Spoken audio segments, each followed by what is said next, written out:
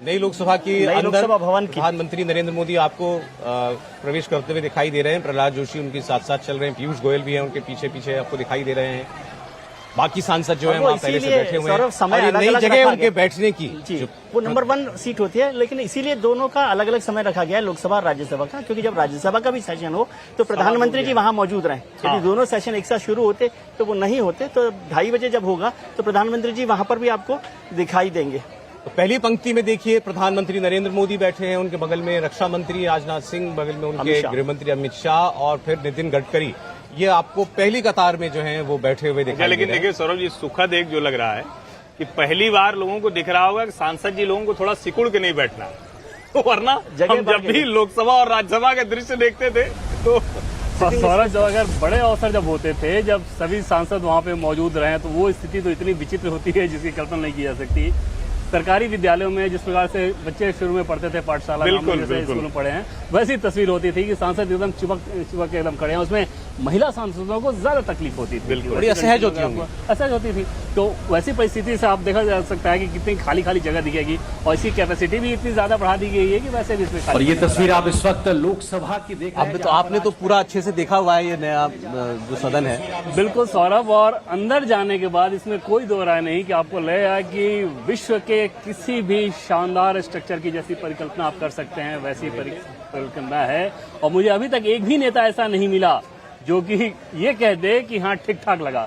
सब यही कहते हैं कि बहुत शानदार है, बहुत शानदार है, क्योंकि वो सारी सुख सुविधाएं वो बताती हैं कि कितने बेहतर तरीके से उसका निर्माण कराया गया है।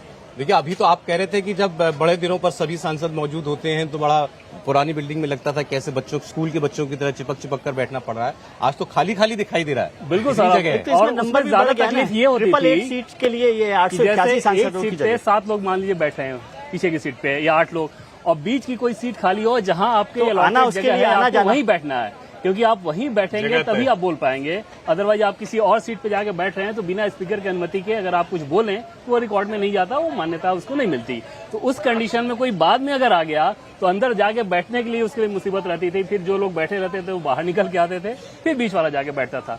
यहाँ पर आपको वैसी कोई समस्या नजर नहीं आएगी। देखिए, सवा करीब बज रहा है, 1:15 होने वाला है और ये वक्त था लोकसभा के लिए। प्रधानमंत्री जी पहुंच गए तो लोकसभा अध्यक्ष के आते ही कार्रवाई शुरू हो जाएगी। आते ही जो है शुरू हो जाएगी। और अब ये देखना होगा कि पहला काम आते ही क्या होता है। अब ये उम्मीद हम सभी कर रहे हैं कि लोकसभा अध्यक्ष आएंगे तो शायद बधाई महिला सशक्तिकरण बिल जिसको नाम दिया गया है भवन के वही सबसे पहले रखा जाएगा लोकसभा के अंदर। लोकसभा के अध्यक्ष जो है वो पहुंचने वाले हैं, उनके आते ही कार्रवाई शुरू हो जाएगी। आप तस्वीरें देखिए जरा, ऊंचाई ही इतनी दिखाई दे रही है। और इसमें साहब एक चीज और दिलचस्प है कि जिस प्रकार के व्यवधान हो सकते थे, जिसमें सबसे बड़ी व्यवधान ये होती है कि वेल में पहुंच जाओ आप, और वेल में पहुंचो तो इस बात का ध्यान रखो कि कैमरे के जितने फ्रेम है खराब आए ताकि देश में वो मैसेज आए। इस बार वेल को थोड़ा और नीचे कर दिया गया है, और वहां पर अगर कोई जाएगा तो एक तो उसकी जो जगह है वो बहुत छोटी है, बहुत ज्यादा लोग वहां रह नहीं सकते, और जो जाएंगे भी वो कैमरे के फ्रेम में नहीं आएंगे। मतलब ये कि आपके प्रदर्शन का कोई मतलब नहीं, तख्ती ले जाने का कोई मतलब तख्ती ले जाने का कोई मतलब नहीं रह जाएगा। समझिए कि जो दिल्ली सेवा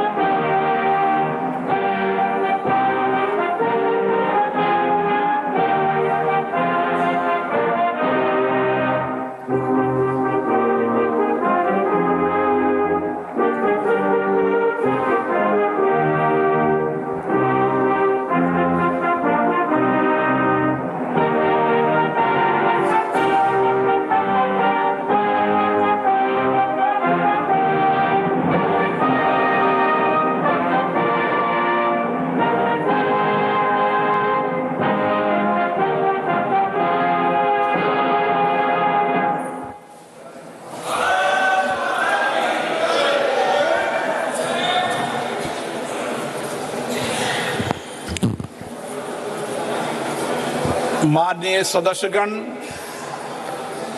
आज हमारे देश के लोकतांत्रिक इतिहास का एक अत्यंत महत्वपूर्ण दिन है जब हम संसद के नए भवन में लोकसभा की पहली बैठक आरंभ कर रहे हैं। हमारा सौभाग्य है कि हमें संसद के पुराने और नए दोनों भवनों में अपने संसदीय दायित्वों के सम्यक निर्वहन का अवसर मिला। इस ऐतिहासिक अवसर का साक्षी बनने का अवसर हमें मिला है। इस शुभ अवसर पर मैं आप सबको शुभकामनाएं देता हूं, बधाई देता हूं। आज हम सबके लिए शुभ दिन है। मैं सभी को भी गणेश चतुर्थी की भी बहुत बहुत शुभकामनाएं, बधाई देता हूं। माननीय सदस्यगण, आज हम अपने देश के उन संस्थापकों, राष्ट्र निर्माताओं को स्मरण करते हैं और उन्हें श्रद्धांजलि देते हैं जिनके संघर्ष एवं बलिदान के कारण हमें आजादी मिली। उन्होंने एक ऐसा संविधान दिया जो जनता की को केंद्र में रखकर राष्ट्र के प्रत्येक नागरिकों की प्रगति को सुनिश्चित करता है। माननीय सदस्यगण, जो हमारी श्रेष्ठ संसदीय परंपराएं, प्रपाटियां और अनुभव रहे, हम इस नए भवन में उन श्रेष्ठ परंपराओं को आगे बढ़ाएंगे। जो हमारे अच्छे अनुभव रहे उनको आगे बढ़ाएंगे और जो हमारे अच्छे अनुभव नहीं रहे उन अनुभवों को त्याग करेंगे। ये हम संसद की उच्च मर्यादा प्रतिष्ठा कायम करें। हम नए भवन में नए विचारों के साथ लोकतंत्र की संस्कृति को, चर्चा संवाद की श्रेष्ठ परंपराओं को स्थापित करें।